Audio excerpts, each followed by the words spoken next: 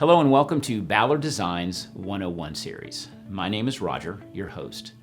Rich chocolate, creamy caramel, warm vanilla. No, I'm not talking about a favorite dessert. I'm talking about wood tones. Whether you're trying to coordinate the rich chocolate tones of a walnut table with the creamy caramel undertones of an oak floor, or simply trying to strike a harmonious balance among a grouping of wood furniture in a room, working with wood tones can be a challenge, and often one that aspiring decorators shy away from for fear of getting it wrong. But that can be a thing of the past. In this episode, we'll be sharing our best tips on how to mix wood tones with skill and confidence. And if you like this episode, like and subscribe below for even more great decorating videos. And with that, let's dig into wood tones.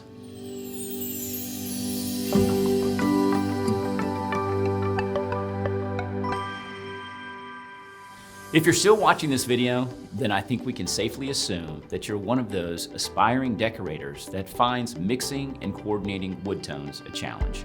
And you're not alone. There are two primary starting points that make this process easier. Number one is identifying undertones, and number two is identifying textures. First, let's talk about undertones. Let's say you've purchased a dining table.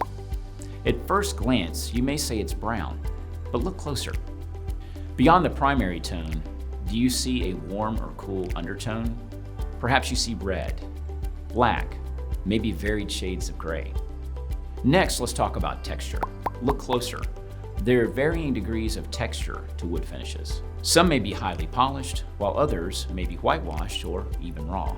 Now that we've identified the undertones and texture of our wood finishes, let's talk about the A.B.Cs of working with wood tones. First, you want to start by choosing an anchor piece or your dominant wood finish. This will be the piece from which you build the room.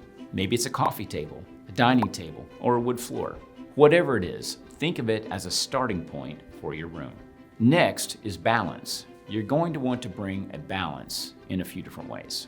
Using your anchor piece, you'll want to repeat that wood tone only a few times in your space. Perhaps it's the frame on a piece of art, a side table, or a wooden accessory on a coffee table. But whatever it is, don't let it overwhelm your anchor piece. Finally, think about continuity and contrast. Continuity is the continuous flow of the dominant wood tone in the room. This creates some visual interest in the room and avoids that matchy-matchy look. Next is contrast, which is choosing the opposite finish to the dominant wood tone. This can also be provided by accessories, fabrics, and other elements in the room. If you didn't write this down, it's okay. We're about to take the ABCs that we've just talked about and apply them to some real-life examples. Let's go.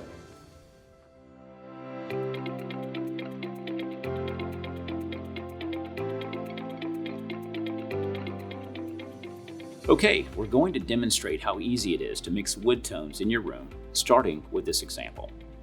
Now, if we go back to where we were earlier with the ABCs of wood tones, the first is an anchor piece. We've got to select an anchor piece. So for this room, we've selected this large coffee table. The great thing about this coffee table is that it has two tones on it. We've got a darker wood base and the lighter wood tone top. So we've got both of these that we can use as springboards for the rest of the room. We've gone a little bit further with the console that's off to the side under the TV. It too is picking up some of the undertones in the top of the coffee table. So they're not the same, they're just different enough. Also in this room is a painted bookcase, and that's sort of a get out of jail free card or a wild card. That is something you can use in any room as a painted piece in place of furniture because again, you're not going to be overdoing your wood tone. And we talked about earlier, you just don't want to have a lot of matchy wood tones in your room. Kind of keep it different, but all in the same family. So if you wanted to add another element to this room, say a side chair, an upholstered side chair, and it has wood legs, and you need to make a decision about that, you can go to one of the Ballard Design stores to obtain swatches, or we can order those online, or most furniture stores actually can give you swatches that you can actually bring home into your space to use. Lucky me, I have some swatches here, so we're going to lay those out to make a decision about a chair for the room. And just by having these swatches, you can put them in the space and almost immediately see what is and is not going to work. For instance, this is Definitely a little too red. You can see those undertones in it. It looks brown, but there are some red undertones there. So we'd say a no to this. Black? Possibly. Again, a little too light, too red, doesn't work. Got a painted finish here. I think we're gonna go with this gray. It's got some great undertones to it. We're pulling here. Looks great with textiles. So I think this would look great in the space. So next, let's apply the ABCs to this beautiful dining room. If you notice in this space, the largest piece of furniture is the cabinet against the wall, and this swatch is representative of that cabinet. Textured, has sort of a rustic feel to it, and we decided to go with a contrasting dining table. So we've got our other elements in the room. We've got our rug, and we've got our drapery panels. We want to bring in some dining chairs, some upholstered dining chairs, and we've selected this fabric, which is already on our drapery panel. So we'll bring this to our chairs. We've got some wood swatches here, brought in again, that we can use with our various pieces to make a decision on what would look best actually with our textiles. And at first glance, you can pretty much tell this is a little too red. This might work, but a little bit too dark. And eliminate those two. If you recall from earlier, a painted finish is actually our wild card, so that is a possibility that could work. Maybe. But I think our best choice here is this piece. Bringing out the undertones in our anchor piece, create some contrast with our dining table, and works well with our textiles. Our final room is this beautiful living room. And our anchor piece is this coffee table, and there's a lot of wood there that's visible. We've got quite a bit of upholstered furniture in the room. Here is the fabric that's on the wing chairs, and this fabric also is the upholstered chair that is near the sofa. So let's say we wanted to add a new piece of furniture to this space. We have the wood legs and the other elements going on. I think this is a great opportunity to bring in something that's contrasting, like this.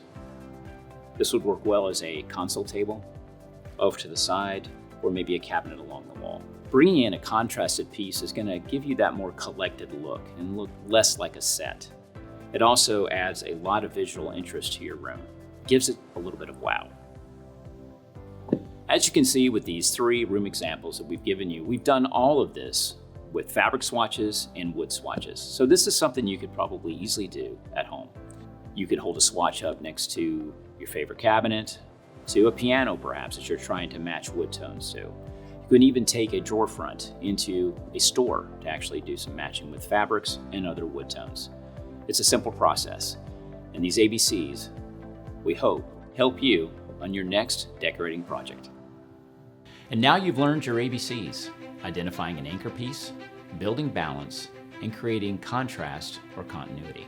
Hopefully, as an aspiring or even seasoned decorator, you're feeling more confident and empowered to mix wood tones with style and ease. And don't forget, we're here to help, whether by phone, online, or at a beautiful Ballard Design store near you. And for more decorating tips not covered here, go to our How to Decorate blog at ballarddesigns.com. Until next time, I'm Roger. Happy decorating.